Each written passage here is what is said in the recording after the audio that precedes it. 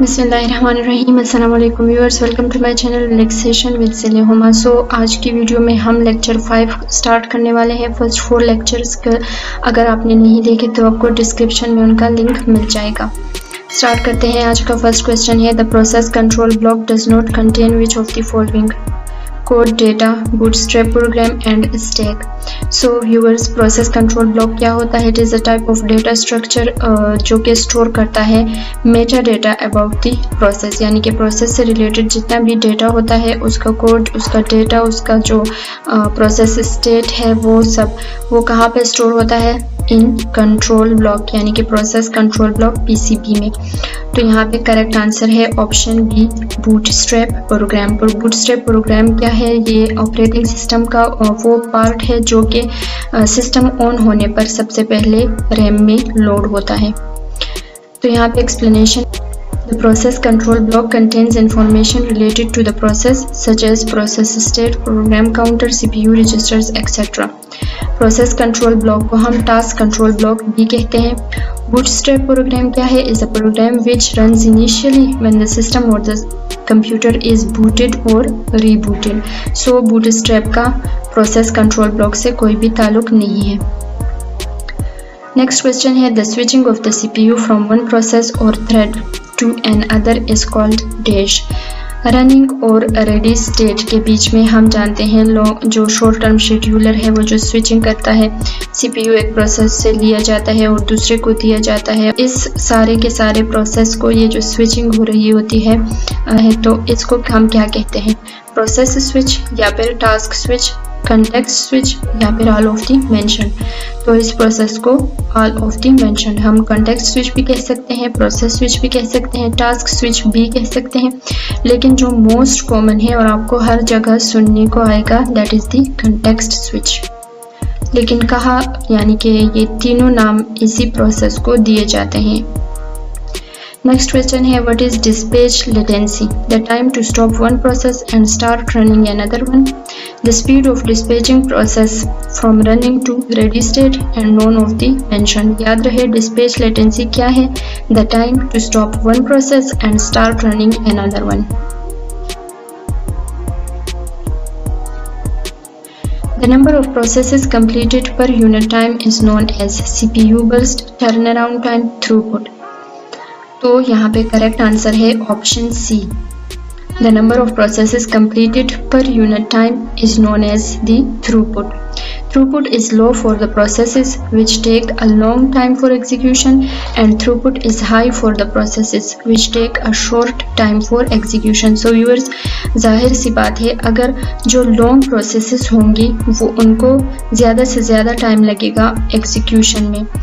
सो इस तरह सपोज हमारे पास लॉन्ग प्रोसेसेस हैं तो CPU ने 1 घंटे में 2 प्रोसेसेस एग्जीक्यूट किए, लेकिन अगर हमारे पास प्रोसेसेस शॉर्ट हो, सपोज 2-2 मिनट की एग्जीक्यूशन टाइम उनको रिक्वायर्ड हो, तो इस तरह 1 आवर में 1 घंटे में CPU कितने ज़्यादा प्रोसेसेस एग्जीक्यूट कर पाएगा।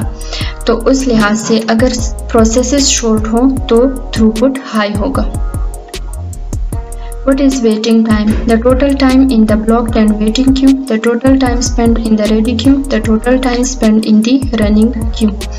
तो waiting time क्या है? The total time spent in the ready queue. जब एक प्रोसेस रेडी क्यू में पड़ा होता है और CPU का वेट कर रहा होता है तो वो टाइम ड्यूरेशन, उसे क्या कहते हैं हम? Waiting time. What is the degree of multi-programming? The number of processes in the memory, the number of processes in the ready queue, the number of processes in the IO queue. तो यहाँ पे correct answer है the number of processes in the memory.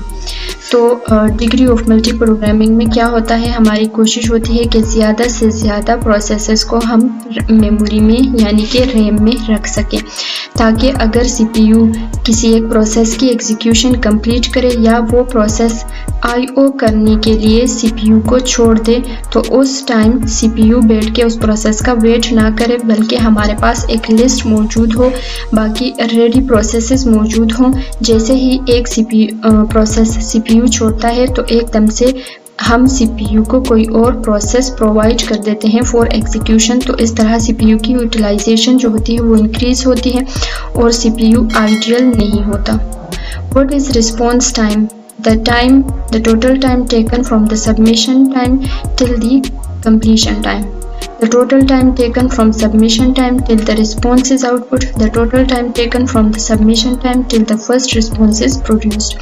So response time क्या है? The total time taken from the submission time till the first response is produced.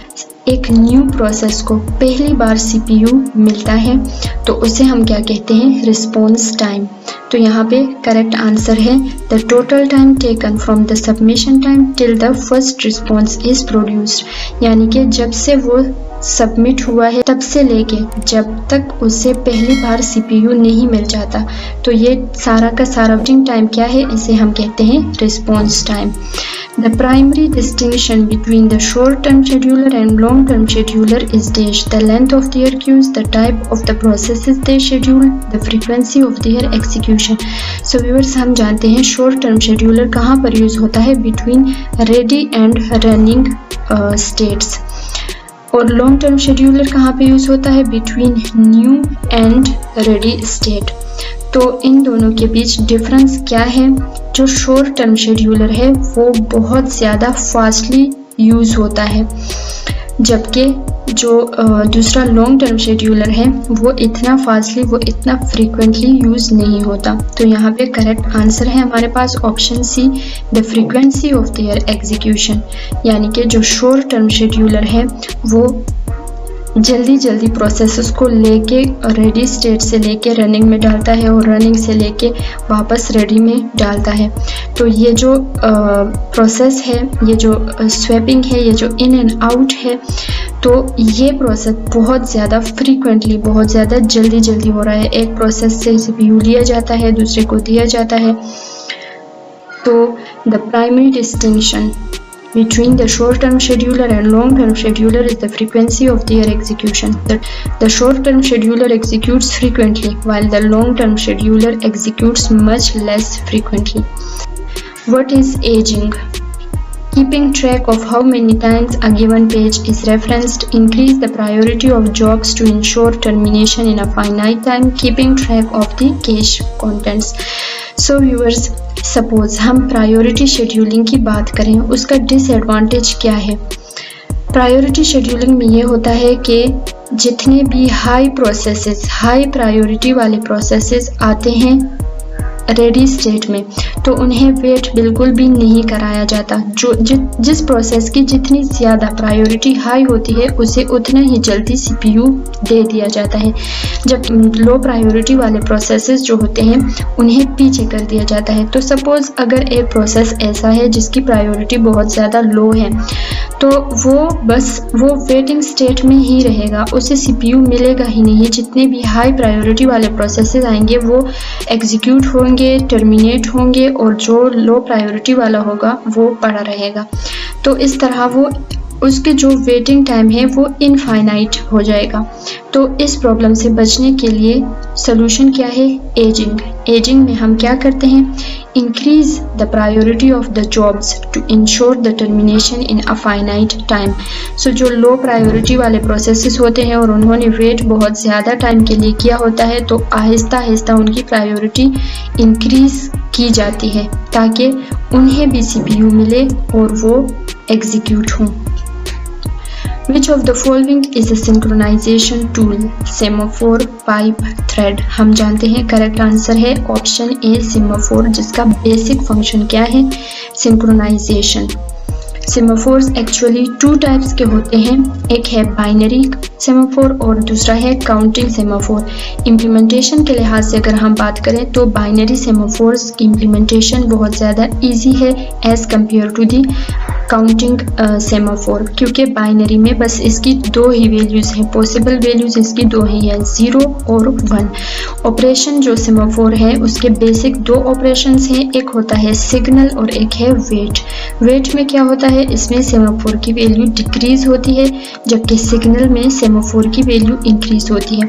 और ये basically क्या करता है? जितने भी शेयर्ड रिसोर्सेज हैं, अगर एक प्रोसेस ने एक शेयर्ड रिसोर्स को यूज़ कर रहा है तो ये सेमाफोर बाकी प्रोसेसेस को वो रिसोर्स यूज़ करने अलाउ नहीं करता जब तक वो प्रोसेस इस रिसोर्स को छोड़ ना दे, कंप्लीट ना हो जाए, तब तक ये बाकी प्रोसेसेस को अलाउ नहीं करता कि वो भी वही शेयर्ड रिसोर्स जो है उसे एक्सेस करे।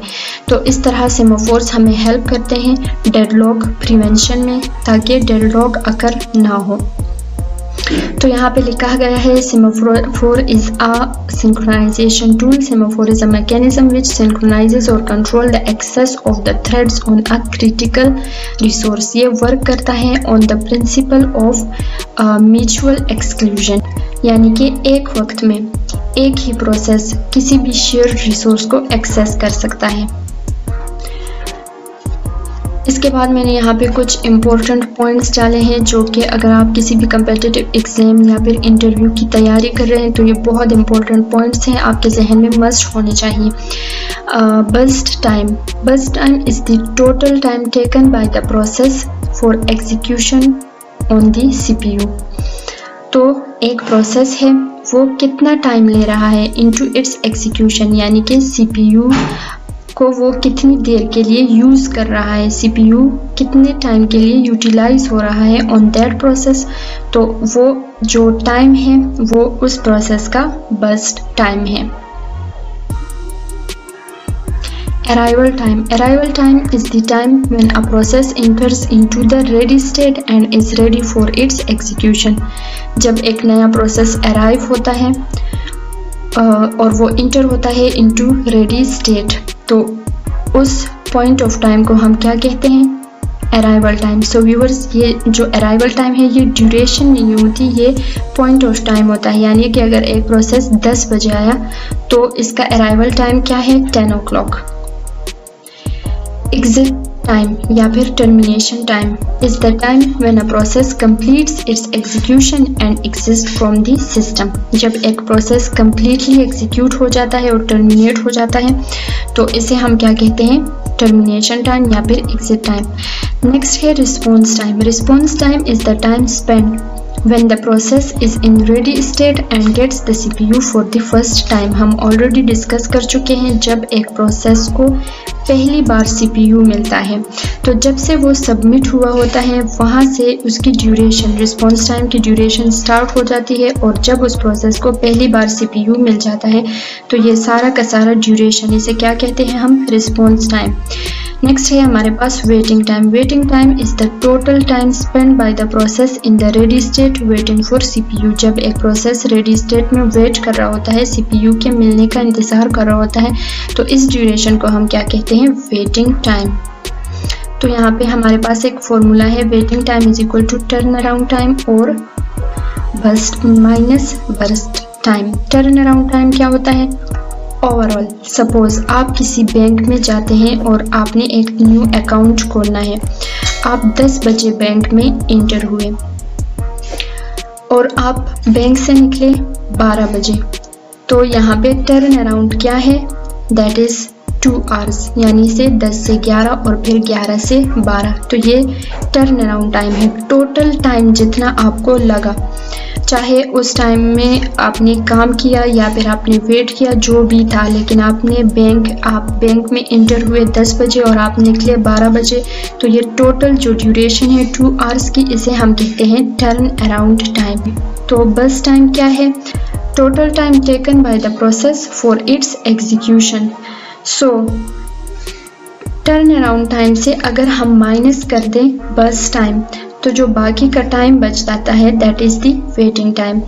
यानी कि आप बैंक में गए 10 बजे, आप बैंक से निकले 12 बजे, टर्न अराउंड टाइम क्या हुआ, आपको बैंक में टोटल टाइम कितना लगा, 2 hours। तो टर्न अराउंड टाइम हुआ आपका 2 hours माइनस बर्स्ट टाइम। सो उस 2 hours में आपने 10 से 11 तक वेट किया, क्योंकि आपसे आगे बहुत सारे लोग थे। आपने 10 से 11 वेट किया और फिर आपका जो काम था वो 11 से 12 तक कंप्लीट हुआ। तो वो जो 1 hour है आपके पास, जिसमें आपका काम हो रहा था, जिसमें आप वेट नहीं कर रहे थे बल्कि अपना काम कंप्लीट कर रहे थे, वो क्या है आपका, that is the burst time. तो अगर हम टोटल टाइम में से वो टाइम निकाल दें जिसमें हमने अपना काम किया, तो जो बाकी का टाइम बचा that is the waiting time. वो जो बाकी का टाइम 1 आवर बचता है आपके पास, तो जाहिर है उसमें आपने क्या किया, उसमें आप वेट करते रहे कि कब मेरी बारी आएगी और मेरा जो मकसद है, मैं जिस काम के लिए आया हूँ उस पर काम शुरू होगा। तो ये फॉर्मूला है वेटिंग टाइम निकालने का। नेक्स्ट है हमारे पास टर्न अराउंड टाइम। जैसे कि मैंने आपको बताया, जिस पॉइंट ऑफ टाइम पर आप बैंक में इंटर हुए और जिस पॉइंट ऑफ टाइम पर आप बैंक से निकले, ये जो जितना भी टाइम आपको लगा that is the turn around time. Turn around time is the total amount of time spend by the process from coming in the ready state for the first time to its completion. इसका formula क्या है, burst time plus waiting time. Complete time हम किस तरह निकाल सकते हैं, जितना टाइम हमने अपने टास्क को कंप्लीट करने में लगाया प्लस वेटिंग टाइम, जितना टाइम हमने वेट किया। तो ये सारा का सारा मिलाकर हमारा टर्न अराउंड टाइम बन जाता है। या फिर इसका फॉर्मूला ये भी हो सकता है exit time minus arrival time, यानी कि जिस टाइम आप बैंक से निकले, किस टाइम आप निकले, 12 बजे, माइनस और अराइवल टाइम आप बैंक में गए कब थे, 10 बजे। तो 12 माइनस 10, इसका मतलब आपका टर्न अराउंड टाइम क्या है, दैट इज़ 2 आवर्स। आपने बैंक में कितना टाइम गुजारा, 2 आवर्स। चाहे आप उस टाइम काम कर रहे थे या फिर आप वेट कर रहे थे, लेकिन आपका टोटल टाइम बैंक में कितना गुजरा, that is 2 hours. Same to same यहाँ पर भी आप कर सकते हैं बस टाइम, यानी कि आपको 1 घंटा लगा अपना काम कंप्लीट करने में, प्लस वेटिंग टाइम, और वेट आपने कितना किया था, दैट इज़ 1 आवर। 1 आवर आपने वेट किया और 1 आवर आपको लगा इन एग्जीक्यूटिंग योर टास्क। तो total time that is the turnaround time. Next है throughput. Throughput is the way to find the efficiency of a CPU. It can be defined as the number of processes executed by the CPU in a given amount of time. हम already discuss कर चुके हैं throughput को। throughput क्या है, एक specific time में CPU जितने number of processes execute कर पाए उसे हम कहते हैं throughput। और हमने throughput के बारे में ये भी पढ़ा कि जो जिन प्रोसेसेस का एग्जीक्यूशन टाइम शॉर्ट होगा उनका जो थ्रूपुट है वो हाई होगा, क्योंकि उनके वो प्रोसेसेस शॉर्ट होते हैं और सीपीयू उन्हें जल्दी जल्दी एग्जीक्यूट कर लेता है। तो इस तरह वो कम से कम टाइम में ज़्यादा से ज़्यादा प्रोसेसेस एग्जीक्यूट कर पाता है। तो इसलिए शॉर्ट एग्जीक्यूशन टाइम जिन प्रोसेसेस का होता है उस केस में सीपीयू का थ्रूपुट हाई होगा। जिन प्रोसेसेस का एग्जीक्यूशन टाइम हाई होगा तो सीपीयू का थ्रूपुट लो होगा। सो इसी के साथ आज की वीडियो ख़त्म होती है। अगर आपको वीडियो अच्छी लगी हो तो प्लीज़ चैनल को सब्सक्राइब करें, वीडियो को लाइक करें, ज़्यादा से ज़्यादा शेयर करें और मुझे कमेंट सेक्शन में बताएं अगर आपका कोई सजेशन हो या आपका कोई भी क्वेश्चन हो। इसके साथ ही आज के लिए मुझे इजाज़त दें। खुदा हाफिज़।